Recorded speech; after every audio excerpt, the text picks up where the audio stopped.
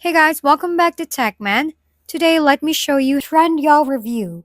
Is Trendyol really worth it?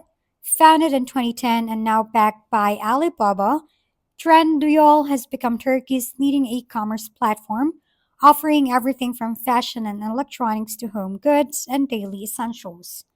With features like Trendyol Express, frequent deals, and a seamless mobile app, it's designed as a one stop shop for shoppers. Its strengths include a massive product selection, competitive prices, reliable local logistics, and generally positive customer feedback. However, it's not without drawbacks. Delivery and return issues are fairly common. Customer service can be hit or miss, and product quality may vary depending on the seller. On top of that, Trendyol's reach remains largely regional, with limited access for international buyers, and it has faced regulatory challenges in Turkey.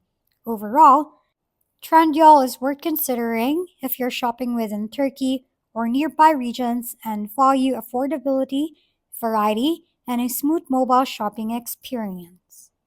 If we've been helpful, kindly give us a thumbs up and don't forget to hit the subscribe and bell button for more contents.